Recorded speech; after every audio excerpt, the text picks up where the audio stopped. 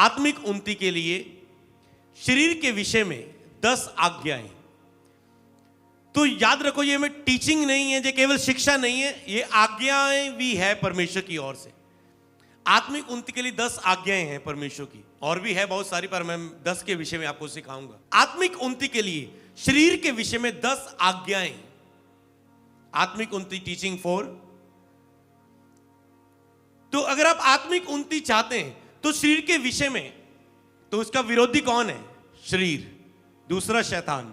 अगर आपने शरीर की लालसाओं को जीत लिया, तो मैंने फर्स्ट सीरीज में सिखाया था न्यू ईयर मीटिंग में, जब आत्मिक उन्नति सीरीज का जन्म हुआ, अगर आपने शरीर को जीत लिया, शरीर की लालसाएं, अभिलाषाएं, कामनाओं को जीत लिया, तो शैतान जो परीक्षाएं लेके आता है शरीर पर, अय्यूब की परीक्षा कहां आई? शरीर पर,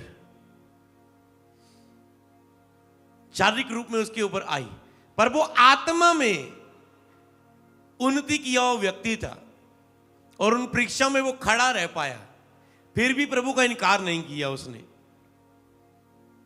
जीसस क्राइस्ट फास्टिंग में थे। जब आप कुछ फास्टिंग रखते हैं आपकी भूख मर जाती है, पर 40 दिन जब बीते तो भूख लगी, और परखने वाले ने आके परीक्षा में बातें लेके आया, शरीर के प्रति पत्थर को कह रोटियां बन जा। तो यहां पर यीशु मसीह आत्मिक उन्नति में थे, इसलिए वो उन शरीर की परीक्षाओं से जीत पाए। इसलिए जब आप शरीर को जीतते हैं तो शैतान जब शरीर के ऊपर परीक्षा नहीं ला पाएगा, रोक नहीं पाएगा, तो शरीर जब आत्मा रहेगा तो आत्मा खुद ब खुद उन्नति करती है। जब आत्मा आप में वास करता है तो वो आपकी उन्नति करता है, आपकी आत्मा के साथ। ओके, तो 10 आज्ञाएं में से हम पढ़ेंगे। ओके, पहला वचन पढ़ेंगे हम। पहली 3 आज्ञाएं आपको इसी वचन से मिलेंगी, एक वचन से, रोमियो 12 की 1 से 2।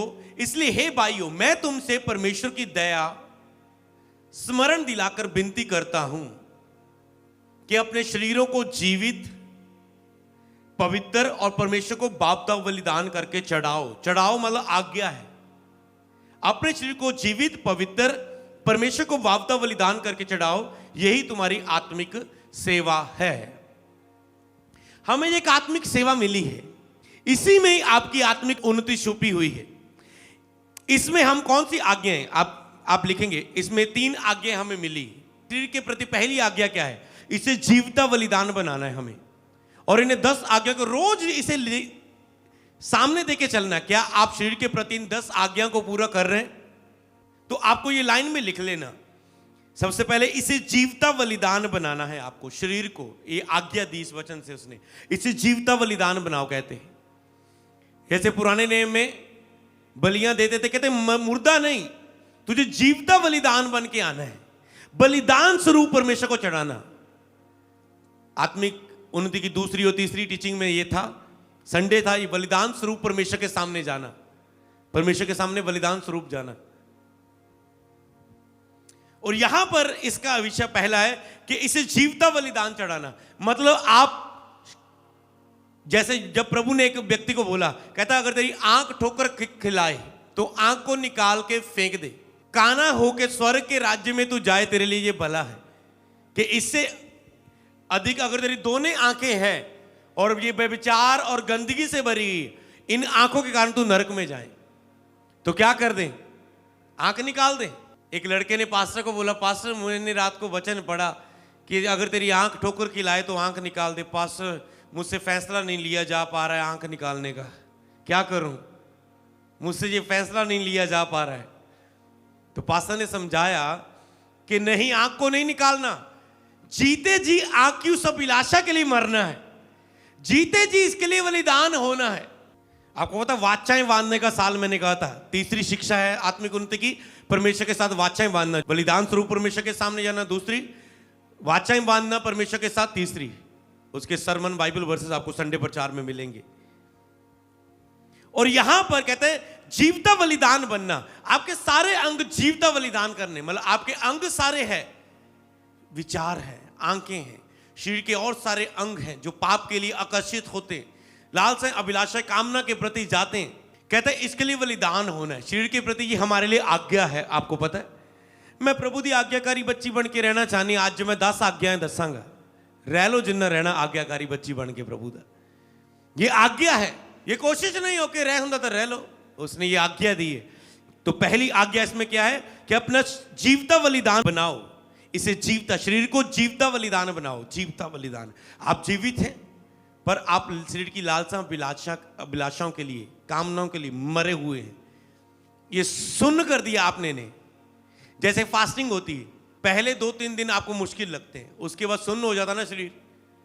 आप जितना मर्जी, आपकी 30वीं फास्टिंग है, 31 में आपके लिए नॉर्मल हो जाता है। इसी तरह शरीर का अभिलाषा है, पहले पहले आप इसके लिए लड़ोगे मरने के लिए, एक टाइम ऐसा हो जाएगा आप जीवता बलिदान बन जाओगे यीशु मसीह के नाम में। जिस दिन तुम शरीर में जीवता बलिदान बन गए, तुम अनॉइंटिंग देखना, तुम ग्रेट रिजल्ट को देखना अपनी आत्मिक उन्नति के लिए यीशु के नाम में। आज से रोज ग्रेस मांगना, इस टॉपिक को 10 पॉइंट्स को रख के, खुदावन मुझे जीवता बलिदान बना, मुझे जीवता बलिदान बना, मेरा शरीर जीवता बलिदान बन जाए। हर अंधकार की शक्तियां जो मेरे शरीर के जीवता बलिदान बनने के खिलाफ है, आज डांटता हूं। इसे टॉपिक ऐसे रख रख के प्रेयर करने इस टॉपिक के लिए। तो पहली आज्ञा जो एक ही वचन से हमें मिली, इसे जीवता बलिदान बनाओ। दूसरी इसी वचन से, इसे पवित्र बनाओ, शरीर को पवित्र बनाओ, हमें आज्ञा मिली आत्मिक उन्नति के लिए। इसे पवित्र बनाओ, तो आपको काम दिया गया शरीर को पवित्र बनाने का, इसे पवित्र बनाओ। अब आप केवल लिखेंगे नहीं, इसे समझे, इसे पवित्र बनाओ। तो आप क्या मनन करेंगे? मुझे अपने शरीर को पवित्र बनाना है, मुझे इतना पवित्रता में, इतना प्योरिटी में रखना है, इतना बस में रखना है। तो इसके लिए सबसे बड़ा काम पता क्या है? फास्टिंग है। अगर आप शरीर की लालसा अभिलाषा को बस में करना चाहते हैं, चाहे वो गुस्से की है, चाहे वो लालच की है, चाहे वो पैसे की है, चाहे वो व्यभिचार की है, चाहे वो गंदा देखने की है, चाहे वो गंदे विचार आने की है, चाहे वो नशे की है, अगर आप छूटना चाहते हैं, फास्टिंग रखो।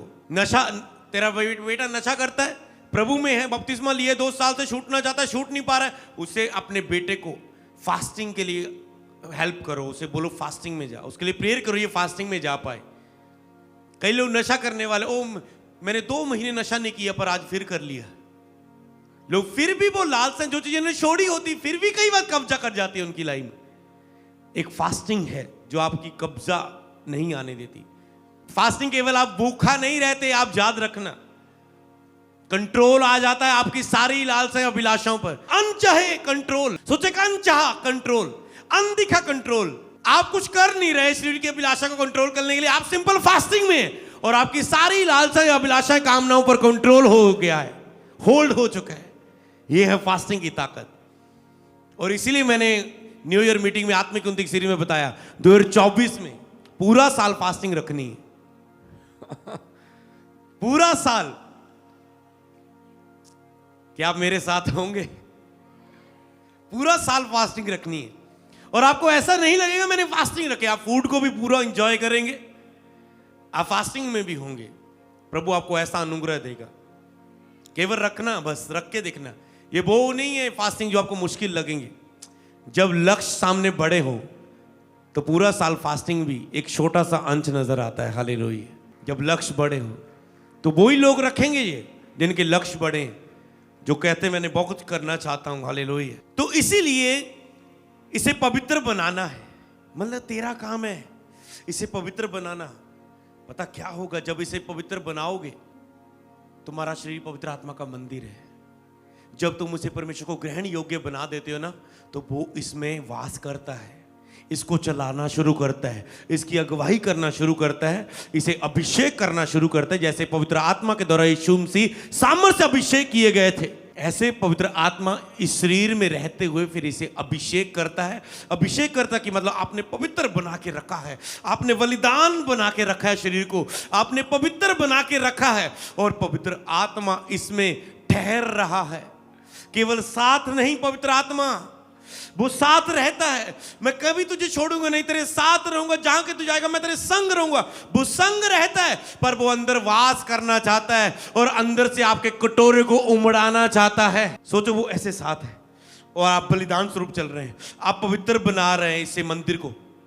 और जैसे उसके ग्रहण योग्य ये शरीर पवित्र आत्मा का मंदिर है, और जैसे ये ऐसा मंदिर बन जाएगा जिसमें वो वास कर सके, और वो ऐसे आएगा जैसे दुष्ट आत्मा वास करती है। लिखा है यहूदा में आत्मा समा गया, यहूदा इस्करियोती में आत्मा जैसे दुष्ट आत्मा समाती है, ऐसे पवित्र आत्मा एक व्यक्ति में समाता है, वो आत्मा वास करता है। और जैसे ये मंदिर होता है पवित्र, और वो आत्मा उसमें वास कर जाता है, फिर आत्मा अंदर से उस व्यक्ति को तेल से अभिषेक करता है, तेल से अभिषेक करता है। उसका कटोरा, जीवन के जल की नदियां कहां से, हाथ से बहेंगी, सिर से बहेंगी, तेरे अंदर से कहता है बह निकलेंगी। फिर जब आत्मा अंदर रहता है तो जीवन के जल की नदियां अंदर से फिर उस व्यक्ति से बहती हैं। आशीष के स्रोते, चंगाई के स्रोते, छुटकारे के स्रोते, ब्लेसिंग के स्रोते, रूहों को बचाने के स्रोते, दुनिया में बड़े काम करने के स्रोते उसके अंदर से बहते हैं। तो ये पहली आज्ञा, परमेश्वर आज्ञा दे रहे हैं 2024 में आत्मिक उन्नति के लिए। नंबर 1, जीवता बलिदान बनाओ। दूसरा, पवित्र बनाओ, इसे पवित्र बनाओ, उसकी आज्ञा है, इसे पवित्र बनाओ। तीसरा इसमें मिला हमें, इसे परमेश्वर को स्वीकार करने योग्य बनाओ। ऑनलाइन क्या आप सुन रहे हो, इसे परमेश्वर को स्वीकार करने के योग्य बनाओ। जो बात मैं अभी आपको बता रहा था कि पवित्र आत्मा आपके साथ है, कब इसका मंदिर पवित्र हो, पवित्र हो। और उसके बाद वो इंतजार करता है जब आप जीवता बलिदान बन जाते हो, पवित्र बनाते हो और परमेश्वर को स्वीकार करने योग्य बनाते हैं कि परमेश्वर स्वीकार कर सके आपको। आप प्रेयर करते हैं, स्वीकार कर लो आराधना यीशु प्रभु मेरे प्यारे। किसकी स्वीकार करेगा? जिस सारे मुंह है, गा सभी सकते हैं, पर किसकी आराधना ग्रहण योग्य होगी?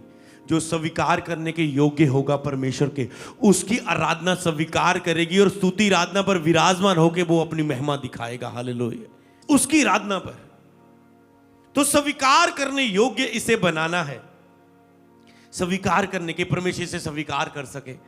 स्वीकार करने का मतलब, आपने जब बलिदान दे दिया है, पवित्र बना लिया है, परमेश्वर ने स्वीकार किया, मतलब पवित्र आत्मा लिखा, ऐसा समय आएगा परमेश्वर के भक्त रूह और सच्चाई से उसकी आराधना करेंगे। मतलब आत्मा, यीशु ने जब बोला, पता यीशु ने कैसे बोला कि ऐसा नहीं तुझे मंदिर में जाना पड़ेगा प्रार्थना करने के लिए, आराधना न करने पड़ेगा।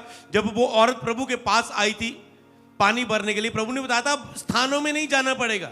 ऐसा समय आएगा कि परमेश्वर के भक्त आत्मा की सहायता, मतलब रूह उनके अंदर आएगा और वो उस रूह की मदद से परमेश्वर की आराधना करेंगे। ऐसा समय आएगा। परमेश्वर ऐसा देखना चाहता है कि रूह उसके अंदर आएगा और रूह की मदद से आराधना करेंगे। रूह की मदद। कई बार आप देखते हैं ना कि मैं ऐसी आराधना नहीं कर पा रहा हूं जैसे मैं चाहता हूं। जब उपस्थिति नहीं आती, इसका मतलब आप ऐसी आराधना नहीं कर पाते कि जैसी मैं करना चाहता हूं। आप कहते हैं जब आपके अंदर ऐसी आराधना निकलने लगी, इसका मतलब रूह आपकी अंदर आ चुका है। रूह आपकी रूह से मिलकर आराधना करवा रहा है। वो है आराधना, वो है आराधना। और आने वाले दिनों में हम इसी आराधना में सारी चर्च को मैं अगुवाई में लेके जा रहा हूं कि आप ऐसी आराधना करेंगे कि रूह आप में अंदर होगा। जब आप इस आत्मिक उन्नति को सुनेंगे, रूह आपके अंदर होकर आराधना करेगा। ऐसा आराधना में प्रेजेंस देखने वाले हैं आप। हालेलुया। तो इसे स्वीकार करने के योग्य बनाना है। ओके, पढ़ेंगे हम। इस संसार के सदस्य ना बनो, तुम्हारे मन के नए हो जाने से चाल चलन बदलता जाए, जिससे तुम परमेश्वर की बलि वापसी सिद्ध इच्छा को अनुभव से मालूम करते रहो। इसमें इच्छा की भी बात है कि जब कहते हैं 2 आयत में, जब तुम ऐसा चलोगे, इन 3 पॉइंट्स को लेके, 3 आज्ञा को पूरा करोगे, तो जिससे तुम परमेश्वर की बलि वापसी सिद्ध इच्छा को अनुभव से मालूम करते रहो। जब आत्मा अंदर रहेगा तो उसकी इच्छा आपको बताता रहेगा। आत्मा, प्रभु की इच्छा क्या है, प्रभु क्या चाहता है, प्रभु ये चाहता है। आत्मा की आवाज आनी शुरू हो जाएगी जब आप ऐसा जीवन जीना शुरू करेंगे। हालेलुया। रोमियो की किताब उसका 6 अध्याय 11 से 13 तक। ऐसा ही तुम भी अपने आप को पाप के लिए मरा परंतु परमेश्वर के लिए जीवित समझो। ऐसा ही तुम भी अपने आप को पाप के लिए मरा और परमेश्वर के लिए जीवित समझो। इसलिए पाप तुम्हारे नश्वर शरीरों में राज्य ना करे कि तुम उसकी लालसाओं के अधीन रहो। कहता है लालसाओं के अधीन ना हो जाना, पाप उसमें राज्य ना करे। ऐसा ना कि तुम उन लालसाओं के अधीन हो जाओ। कहता है पाप तुम्हारे नश्वर शरीरों में राज्य ना करे, तुम उसकी लालसाओं के में अधीन ना रहो। और ना अपने अंगों को अधर्म के हथियार होने के लिए सौंपो, पर अपने आप को मरे हुओं में से जी उठा हुआ जानकर परमेश्वर को सौंपो। और अपने अंगों को धार्मिकता के हथियार होने के लिए परमेश्वर को सौंपो। अपने अंगों को धार्मिकता के हथियार होने के लिए परमेश्वर को सौंपो। अपने शरीर को, मतलब शरीर के प्रति आज्ञा है, शरीर के अंगों के प्रति आज्ञा है, अपने अंगों को धार्मिकता के हथियार होने के लिए परमेश्वर को सौंपो। तो इस वचन के अनुसार रोमियो 6 की 11 से 13 जो हमने पढ़ा, इस वचन के अनुसार चौथी आज्ञा क्या है शरीर के प्रति? कि शरीर को परमेश्वर को सौंप दो। शरीर को परमेश्वर को सौंप दो। क्या ये सौंपने योग्य है? स्वीकार करने योग्य है? अगर ये बलिदान बन चुका है शरीर, अगर ये पवित्र बन चुका है, अगर ये परमेश्वर के स्वीकार करने के योग्य बन चुका है, तो शरीर को परमेश्वर को सौंप दो। इन आज्ञाओं के साथ इन वचनों को भी पढ़ना, मनन करना दोबारा, क्योंकि अब मैं केवल पढ़ाऊंगा आपको और पॉइंट लिखाऊंगा, आप इसे और गहराई से पढ़ना। तो इसे शरीर को परमेश्वर को सौंपना है। पहला कुरिन्थियों 6 की 12 से लेके 20 तक जब मैं पढ़ूं, आपको अंदर इसे लेके जाना है कि मैं क्या बोल रहा हूं, आत्मा मुझे क्या कह रहा है, परमेश्वर मुझे इस वचन से मेरी क्या आत्मिक उन्नति करे, क्योंकि मैं 20 तक पढ़ूंगा तो आपको ध्यान से पढ़ना है। सब वस्तुओं मेरे लिए उचित हैं। शरीर में बहुत कुछ उचित है, आपका शरीर है, आपके लिए बहुत कुछ उचित है, जरूरी है, परंतु सब वस्तुएं लाभ की नहीं। सब वस्तुएं मेरे लिए उचित हैं, परंतु मैं किसी बात के अधीन न रहूंगा। सब वस्तुएं मेरे लिए उचित तो है, पर कहते किसी बात के अधीन नहीं होऊंगा। आप शरीर की किसी बात के अधीन होके नहीं चल सकते। इनके अधीन होके चलना मतलब अपनी आत्मिक उन्नति पर कुल्हाड़ी मारना, अपने पैर पर आप कुल्हाड़ी मारना।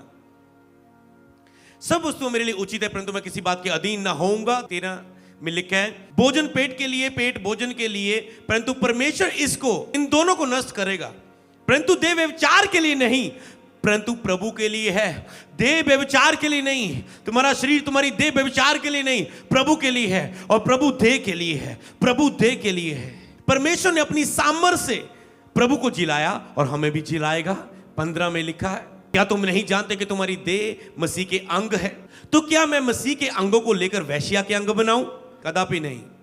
क्या तुम नहीं जानते कि जो कोई वेश्या से संगति करता है वह उसके साथ एक तन हो जाता है? क्योंकि लिखा है, वह दोनों एक तन होंगे। और जो प्रभु की संगति में रहता है वह उसके साथ एक आत्मा हो जाता है। व्यभिचार से बचे रहो। जितने अन्य पाप मनुष्य करता है वह देह से बाहर करता है, परंतु व्यभिचार करने वाला अपनी देह के विरुद्ध पाप करता है। क्या तुम नहीं जानते कि तुम्हारी देह पवित्र आत्मा का मंदिर है जो तुम में वसा है, तुम्हें परमेश्वर की ओर से मिला है? यहां मैं रुकना चाहता हूं। क्या तुम नहीं जानते तुम्हारी देह पवित्र आत्मा का मंदिर है? क्या तुम भूल चुके हो? क्या तुम नहीं जानते जो तुम में वसा है वह तुम्हें परमेश्वर की ओर से मिला है? और तुम अपने नहीं हो, तुम अपने नहीं हो, तुम अपने नहीं हो। जो तुम में वास करता है तुम उसके हो, उसे ने तुझे चलाना है, परमेश्वर को सौंपना है अपने आप को। तुम अपने नहीं हो कि जितना मर्जी जी जाओ, टिल्ले जी जाओ। नो, जितना बलिदान हो सकते, जितनी वाचाएं बांध सकते, जितना मर सकते मरो, क्योंकि तुम अपने तो हो ही नहीं। तुम उसके हो जो तुम में वास करता है, उसको चलाने दो, उसे सौंप दो अपने आप को जो तुम अपने नहीं हो। यस 20 में लिखा है, क्योंकि दाम देकर मोल लिए गए हो, इसलिए देह के द्वारा परमेश्वर की महिमा करो। अब इन सारी लंबे वचनों को पढ़ने के बाद कहता है, तुम दाम देके मोल लिए गए हो, अपने नहीं हो, इसलिए अपनी देह के द्वारा परमेश्वर की महिमा करो। तो इसमें 2 पॉइंट हमें मिले इन वचनों से। पहला कुरिन्थियों 6 की 12 से 20 तक। 5वां पॉइंट लिखेंगे, 5वीं आज्ञा इससे हमें यह मिली, इसे व्यभिचार से मुक्त करो। इसे व्यभिचार से मुक्त करो, इसे व्यभिचार से मुक्त करो। अपने शरीर को व्यभिचार से मुक्त करो। जो व्यभिचार के काम है, गंदे काम है, गलत काम है, कहते हैं इसे व्यभिचार से मुक्त करो। ये आज्ञा है आपके शरीर के प्रति, किसी व्यभिचार मुक्त करके प्रभु को दो, सौंप दो। परमेश्वर को सौंपना है, कैसा? व्यभिचार मुक्त करके। 6वां पॉइंट हमें इसमें मिला, 6वीं आज्ञा, इसमें परमेश्वर की महिमा करो। कहता है अब तुम अपने नहीं हो, इसलिए इस देह के द्वारा परमेश्वर की महिमा करो। देह के प्रति 6वीं आज्ञा कौन सी है? कि इसमें परमेश्वर की महिमा करो। इसमें मतलब देह में परमेश्वर की महिमा करो। इस देह में होके परमेश्वर की महिमा करो, इसमें परमेश्वर की महिमा करो। 6वीं आज्ञा है ये कि अपनी देह में परमेश्वर की महिमा करो। कितना आपकी देह प्रभु की महिमा कर रही है, कितना आपकी देह अपने लिए जी रही है, फैसले लो, वाचाएं बांधो। तो अगले वचन में हमें 7वीं आज्ञा मिल जाएगी, उसके बाद 8वीं और 9वीं। पहला कुरिन्थियों 3:16 और 17, क्या तुम नहीं जानते कि तुम परमेश्वर का मंदिर हो और परमेश्वर का आत्मा तुम में वास करता है? यदि कोई परमेश्वर के मंदिर को नष्ट करेगा तो परमेश्वर उसे नष्ट करेगा, क्योंकि परमेश्वर का मंदिर पवित्र है और वह तुम हो। परमेश्वर का मंदिर कौन है? बोलो मैं हूं, मैं हूं। परमेश्वर का मंदिर पवित्र है और वह तुम हो। पवित्र आत्मा पवित्र स्थान में वास करता है। पवित्र आत्मा पवित्र स्थान में वास करता है। पुराने नियम में पवित्र आत्मा कहां वास करता था? पवित्र स्थान में। तो आज भी पवित्र आत्मा जब इस मंदिर में पवित्र होता है तो इसमें वो वास करता है। इससे हमें क्या आज्ञा मिली कि इसे पवित्र आत्मा का ठीक किया हुआ मंदिर बनाओ। इसे पवित्र आत्मा का ठीक किया हुआ मंदिर बनाओ। पवित्र आत्मा ही है जो आपके इस मंदिर को सुधारता है, साफ करता है। जब वो बाहर से आपकी अगुवाई करता है, आप उसमें चलते हैं, तो आपके मंदिर को वो साफ करता है, अंदर अगुवाई करता है। ऐसा कर, वचन के द्वारा आपको हिलाता है, ऐसा कर जैसे आज हिला रहा है। पवित्र आत्मा आपके बिल्कुल करीबी है।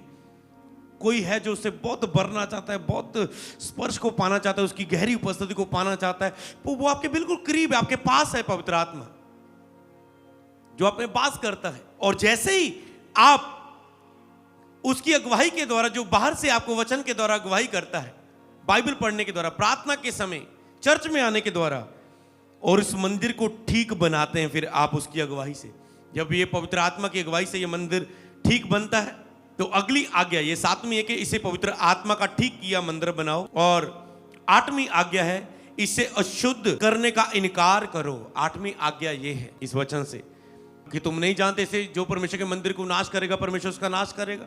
तो इसे अशुद्ध करने का इनकार करना, इसे अशुद्ध करने का इनकार करना। 8वीं आज्ञा शरीर के प्रति आत्मिक उन्नति के लिए इसे अशुद्ध करने को इनकार करना। जब भी आपको नजर आए मेरा शरीर अशुद्ध हो सकता है, तो आपको इनकार करना है कि शरीर, मान लो फास्टिंग चल रही है, तुझे भोजन नहीं मिलेगा। मन में अभिलाषाएं प्रकट हो रही है, मन तेरी इच्छा पूरी नहीं होगी। शरीर की अभिलाषाएं प्रकट हो रही है, शरीर तेरी इच्छा पूरी नहीं होगी, तुझे कुछ नहीं मिलेगा।